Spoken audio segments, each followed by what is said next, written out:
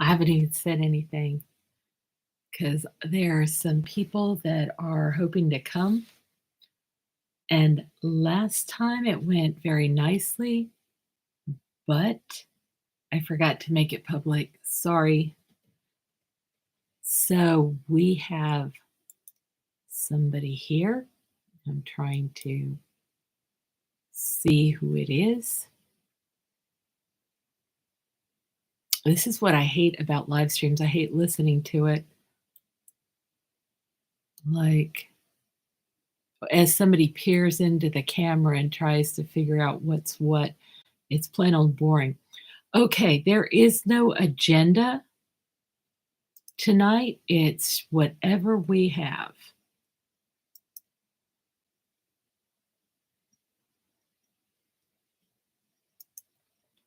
So I'll just put it in the chat. Welcome.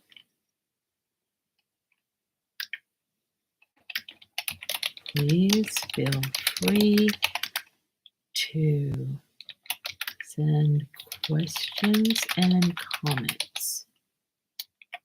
All right.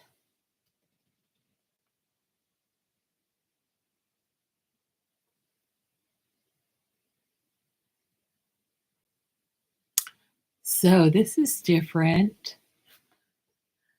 than doing a live interactive webinar. That's really nice because you can literally see people and really talk together instead of fielding questions. Now, I did the live stream earlier tonight, and it has an agenda. And I talk about the way I train and how a lot of people think it doesn't look like training. In fact, some people say they don't see what's going on. So, a question I have for those who have looked at the videos is, do you see the actual training progress that's occurring? Or do you just imagine that, yeah, there must be progress over time? I think in a way it's harder to see the progress in SATs training sessions because we do show the animal exactly what we want and we explain it to them, but it doesn't look like most training looks. All right, now I'm going to check in another place to see if I have any messages. It's not on the same computer.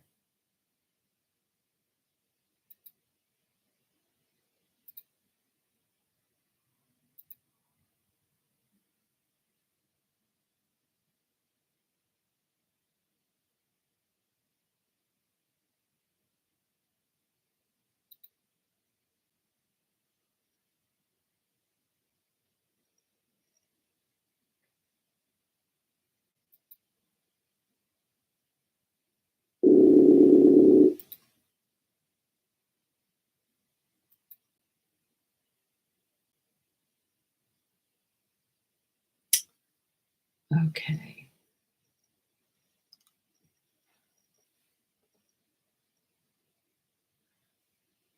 Hey, Joe. How are you?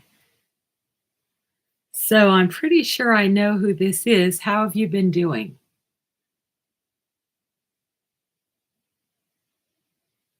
And do you have any marine mammal news for us?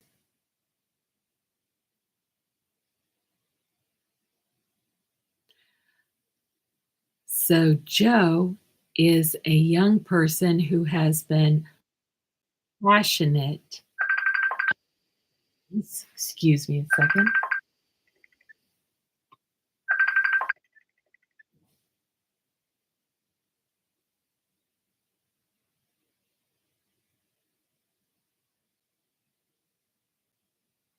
So, hey, Julie, I'm on the YouTube live.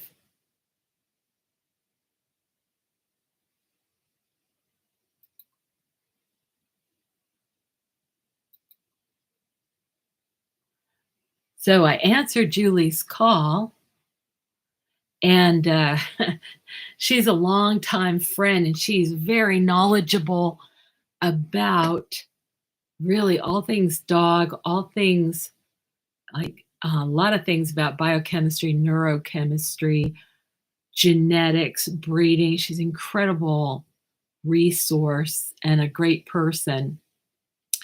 So she's planning to come, and it's always nice to have people that you know there. So let me get back to Joe. Joe, very good to see you, and tell us what you're up to lately. Like, what issue are you trying to help? Because Joe is always looking out for the animals and trying to make people aware of the issues and the problems that we're facing. And if you are someone who loves animals, and let's say you question whether or not it's good to keep animals in captivity, or as we say, in managed care. You can bring those questions. We're ready for it. I worked in zoos for many, many years, in and around zoos, and we're passionate about it. Okay, Joe says, I'm dealing with the orca in the orca British Columbia fish issue. Are you talking about the Chinook salmon shortage?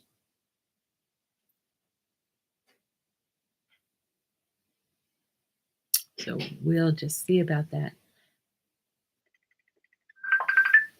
Excuse me one second.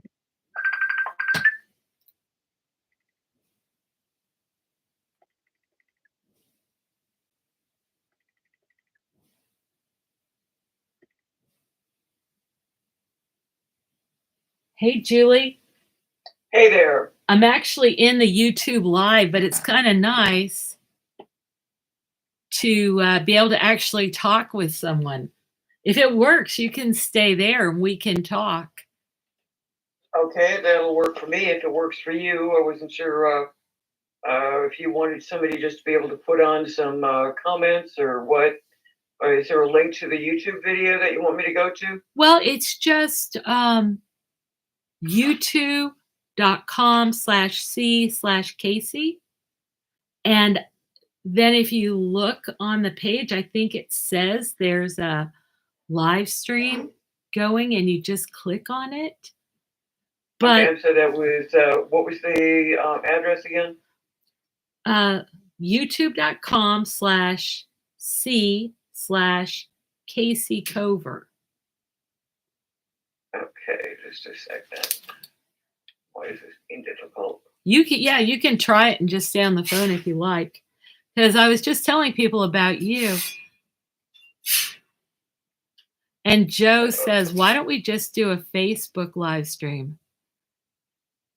Because I need to learn how to do this.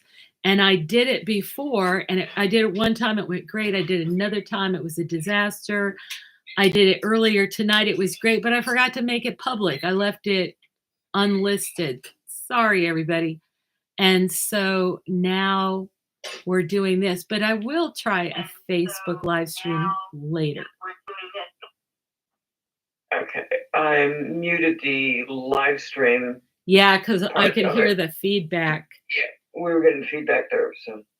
So Joe is a younger person, and he's following marine mammal issues, and he's working on the dilemma with the orcas around Puget Sound. And they are endangered orcas, and they only want to eat endangered Chinook salmon. Oh, boy. Yeah. So when I first started following them, which was at least a decade ago, probably more like at least 20 years ago, they had 85 individuals. And now they have, the last time I saw, 73. That's a significant loss. And the animals are starving to death. So people don't realize all the different ways that oceanariums and zoos and people that are involved in that industry support the animals out in the wild, because every single zoo to be accredited has to be directly supporting habitats and conservation programs in the wild. And then you've got things like SeaWorld use their orcas to do overhead shots. And they were able to show what a orca in normal condition looks like.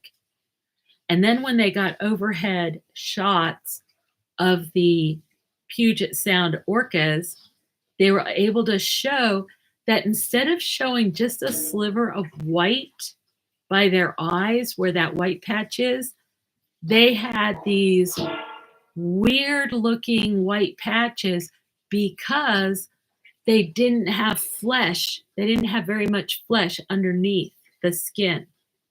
So instead of being up and down, the white patches were indented on the sides of the face. That underweight. Yeah. And this is where it gets crazy, because these people that theoretically cared about Lolita, who came from that area 45 years ago, wanted to return her there. And she would be, elderly, and nobody knows if the other animals would accept her. They don't know if she would introduce any kinds of, pathogenic bacteria that she picked up, in the managed care world, because there's lots of different animals there. Mm-hmm. It would just, at the very best, if this whale found her group and they all go, hallelujah, there you are, and they took her in and so on and so forth, it would still be tragic because there isn't enough food for them. So what ended up happening is new people purchased Miami Seaquarium, and they agreed to allow her to be moved after, I think, 2 years or something like that. We did a podcast on it, and she died. So it became a moot point, but it's like, and with the other whales that they've returned to the wild like that, like Kayce, who was the whale in Free Willy, that was horrendous. That whale starved to death over 2 years. The people that were just so adamant about getting him there were not in a position or unwilling to supply him with enough food. He was terrified of the local whales. I mean, come on. Orcas eat other whales. If they can take on a blue whale, they can take on another orca. And what, you think there are no territorial fights? I mean, I don't know, because I'm not there to see it. But it seems to me probable that that would happen. Well, to be fighting maybe not just over food, but also what's going to be the most access maybe to breeding potentials, other things, to take complex social animals and try and shove them into something that you think that it's because the human thinks it's the right thing to do. It does not work. Well, let's put it this way. When I was first looking into this, which would have been the 80s, the relocation survival rate was like 5%. 95% of the animals that you spend money to move were going to end up not surviving. So that's just like horrendous. We can be well intentioned, but it doesn't mean that that's a good thing to do. Now, Julie, did you make it into the live stream? You did, correct? Yeah. Will I'm you? seeing you on the live stream. I muted it so that the feedback was down. Okay, great. Would you try putting a comment in so I can see? And hey, yeah, that's good. Thank you. That came right up.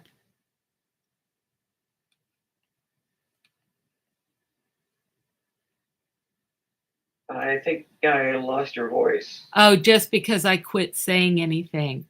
So I'm really Okay. glad you're here because it's so much more fun to just talk to somebody. So maybe I will do another Zoom soon. But these face or the YouTube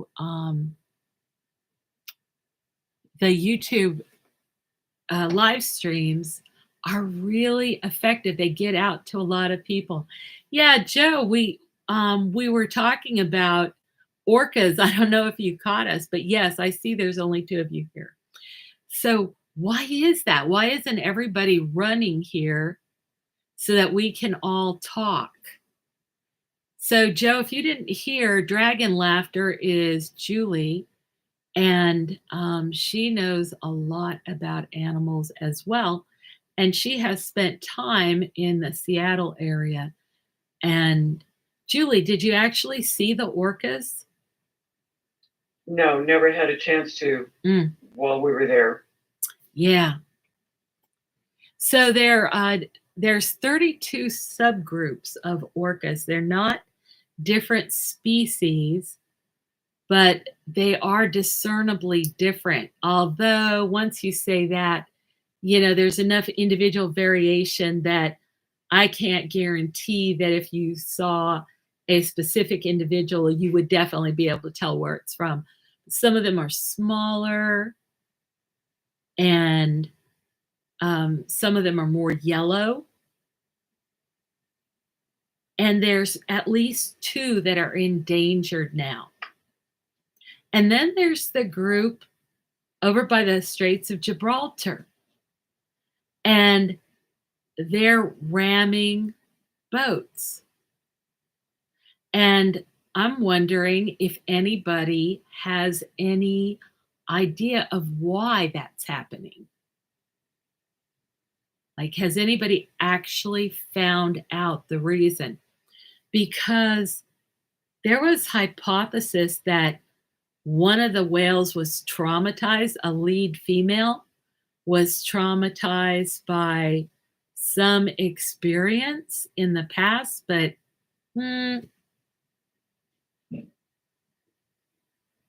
So, Joe, are you saying no, that's not what happened, or no, you haven't heard what's happened? Because I'll tell you what comes to my mind. I'm wondering if there's some acoustic aspect to these boats. Did they change something even as subtle as the paint? So the reflection of sonar is different, or the sound of the engine is at a different frequency. Because you take dogs, for example, dogs are very sensitive to sound, and one of the sounds they hate are air brakes. And it doesn't seem to me like they're very specific about it, but they'll get along with a lot of sounds. Like, once they know what's causing fireworks, most of the dogs are fine with them. But when it comes to air brakes, that seems like a constant drain on the animals. So what else could cause wild animals to suddenly start attacking? So here's one some people aren't so familiar with: elephants. Elephants kill people every year. They kill about 115 people a year in the wild. Okay, so Joe says they go after the propeller, so there's something wrong there. Now, I guess, Joe, we need to find out if anything has changed. Like, do they have a different coating? Have they changed something with the linkages? Even the metal on the chains that drive the gears. Because, yeah, the animals are going after the propellers, which is kind of like the most damaging part. Like if you were an orca and you wanted to just stop people from going by in boats, let's say you declared war, then you could go up on the side of the boat and just tip them. And you might be able to tip them over, especially if you coordinated and whales came up underneath the keel and pushed that while other whales pushed the edge of the boat over. And then it'd be upside down in the water. But they're not doing anything like that. So it kind of makes me wonder if it's more an irritation thing. Julie, what stopping the propeller stops the noise? Yeah, I'm wondering if that's as simple as it is. He said they take the propeller and basically play with it, but they're not playful about going after the propeller. They're really focused on it. Okay, so didn't they say that they thought the female had had a run-in with a propeller and had been injured? So maybe, who knows, maybe they're saying, hey guys, it's not that we hate you. We don't like your propellers because they injure us, and they certainly do. And humans really should not be allowed to have keys to boats and cars and everything. A lot of the times we go kayaking out here and the water's very quiet and there's lots of otters and nutria and snakes and birds and everything else and kayakers. And we're out there, la, la, la, la, la, la, la, just having a nice time. And we're in an area that's a no wake area. And every day that we go out there, I get video of some idiot in a big boat that doesn't slow down as required. So we've got my 88-year-old mother out in these kayaks with us, and we have to stop everything, turn into the wake, and ride the wake out. And as we do that, I see how much this disturbs the vegetation, everything on the sides of the river. It's not normal river activity. You can go long stretches and see all these trees that are tipped over.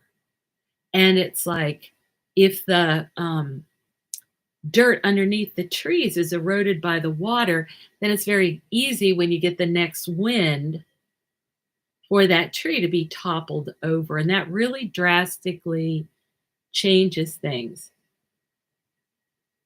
So Joe Orca, what's up? So you're asking my name with a question. What do you want to add?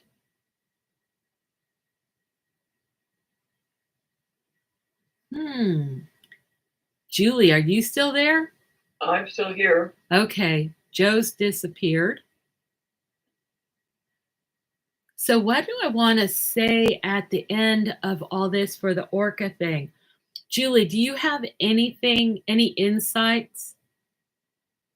Joe says he's right there, but he doesn't show on the participants list. So I'm just, thanks, Joe, because I'm just trying to learn my way around this. And it seems like it's different. Last time I thought I could click on the participants list and see a list of who else here, but it's not working this time. Okay, so Joe, add your whatever you want to say about this, because we are looking at winding up. How about you, Julie?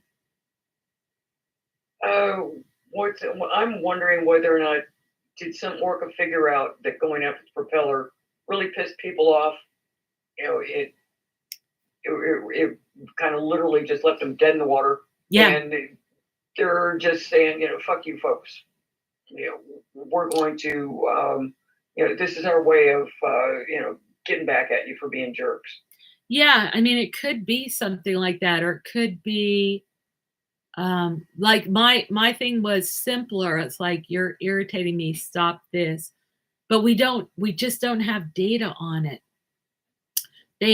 I believe they said it seems to be spreading. So like that 100 monkey thing, where it started out that this monkey off the coast of well, unfortunately, the 100 monkey thing isn't as mysterious as it was meant to be. Yeah, tell us all about it, because I've heard some of the stuff. Yeah, so monkeys didn't like having the sand and stuff on the food, the sweet potatoes and the grain that they threw out. A young monkey figured out how to wash it, throw it in the water, wash the stuff up, scoop it up. A bunch of the other young monkeys started to do it, but it wasn't something that magically jumped to another island and psychically they figured out how to do it. Yeah, it was pretty much the young monkeys did it, and then soon they had about 100 monkeys doing it, but the older monkeys tended not to figure out how to do it. Yeah, they were like more set in their ways, like, well, I don't know, we haven't done this till now. Not like that's like humans. Yeah. Well, there's so much information on both sides of that. Are you a Rupert Sheldrake fan? I've heard the name, but I can't remember what it was related to. Okay, he's a researchist, and he's done very interesting experiments with dogs. So they had these, they would get research assistants to go out with the owners, and then they'd use, now I'm probably mixing up experiments, okay? But they had these various elements, and they would not tell anybody what time the owner was going to come home. And they'd have a camera on the dog at home, and they'd have a camera with the person, that the owner that was out and about with the research assistant. And then they would go someplace where the dog couldn't hear the phone call and call the owner and say, please start home now. And within 5 minutes of the owner starting home, the dog would be in front of the door staring. I do remember some of that, yes. Or like people getting ready to come up, the owners getting ready to come up the elevator. Yeah. And I've heard one explanation on it was that if they hooked up like good enough microphones, they figured that the dogs actually were picking up on sounds, or in some cases maybe scent of the owner coming up like through the elevator shaft. Yeah, but some of them it was an hour trip back. Yeah, and then what was the other one that personal example, when I was working out at John's Kennel in Illinois, his cockatoo I took a strong bond to me. Okay. And when I had been gone, each time that I was coming up to the kennel in my van, I'm going down this country road, but the bird would start kicking up a racket about 5 minutes before I got there. And 30-mile-an-hour road. So how could this bird have really been hearing me? And when I had been gone for a week and I came back, he started kicking up a fuss, really screeching and hollering about 10 minutes before I pulled in. Yeah. So like, unless John was lying, but he had no reason to. Yeah. But how would that bird have picked it up? The sound of my van that far away. Yeah. So we're not telling you what to believe, folks. We're just telling you what we've experienced. And what actually happens in real life is so strange that you can't make it up. There's all kinds of really amazing connections that occur. The work Anna Wise did with checking horses in humans. Tell us about that. Anna Wise has done a lot of brainwave research, being able to work with biofeedback to be able to teach people optimal brain performance patterns. Okay. Also working with brainwave entrainment. A classic example would be take two people, put them in a Faraday cage to block outside EMF fields. Okay. And the person who has the most coherent right-left hemisphere patterns and the highest amplitude, their brain waves will entrain the other person's. Oh, interesting. So so world domination is within reach, is what you're telling me. Yeah. Okay. She started working with Linda Tellington Jones. Mm-hmm. And checking her brainwave patterns as she was working with horses.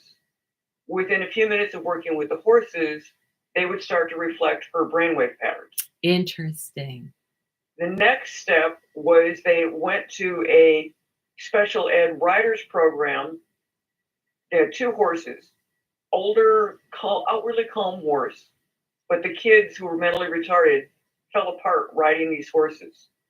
That horse. The other horse was friskier, but it had a coherent brainwave pattern, and the kids did really well on it. The horse that was outwardly calm did not have a coherent brainwave pattern. The kids were picking up, the mentally retarded kids were picking up the patterns of the horses. Wow. Because I have noted there's some wonderful therapeutic riding programs. Yeah. And they take really good care of these horses. And it seems like it would be such a great, cush, pleasant job for a horse. But I have seen a lot of really stressed horses in these programs. And it really mystified me.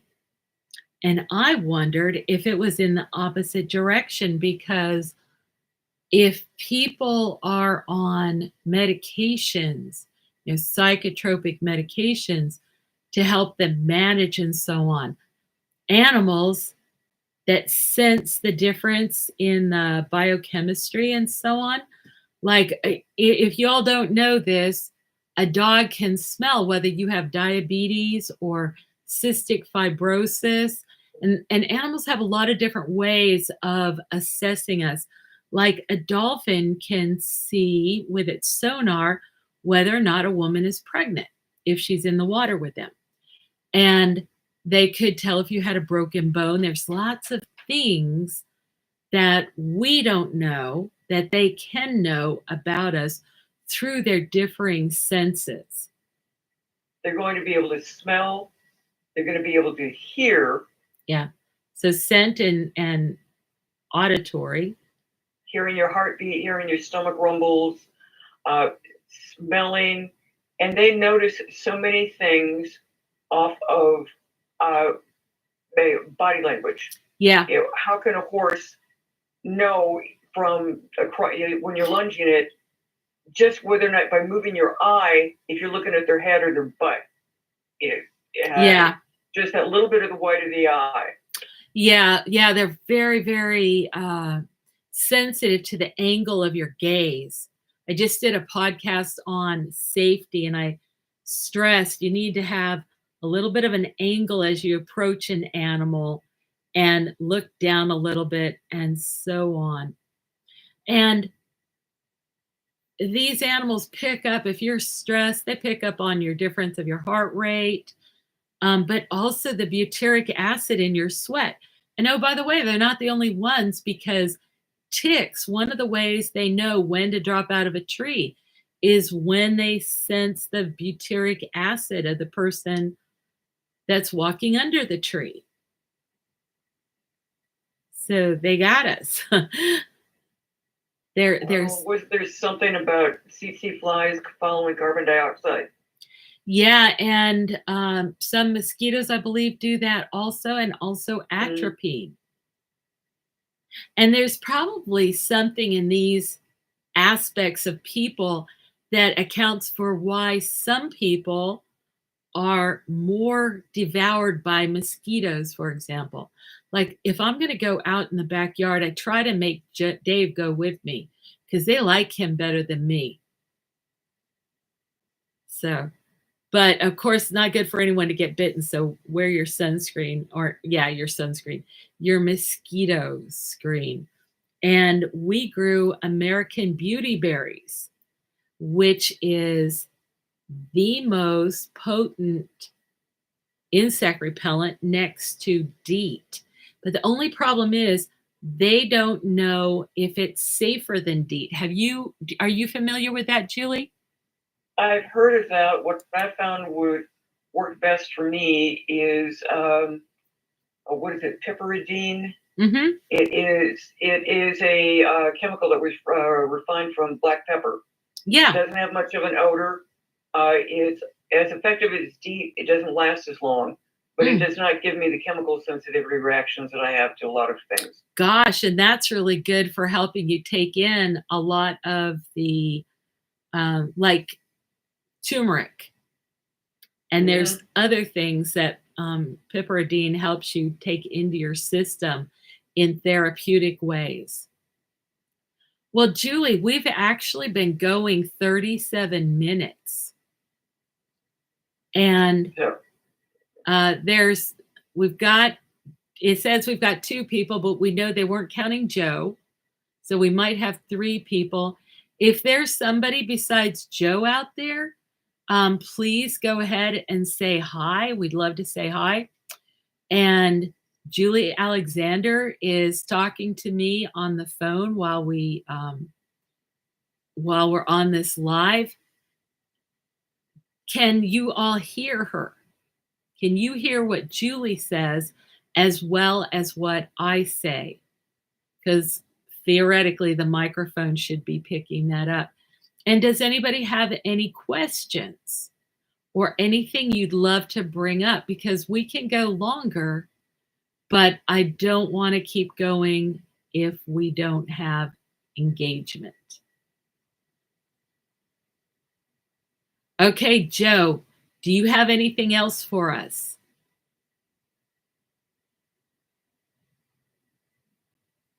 And Julie, was there anything else you wanted to say?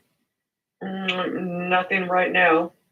Okay, well, thank you so much for coming to be on this with me. It's a lot of fun, a lot more fun than doing it by myself. And I think Joe has a good idea. I think it might be great to do it, do at least some of these on other venues where we could literally talk together. That sounds like a plan. All right, guys. So thank you very much and good night from us. Y'all take care. Bye-bye. Okay.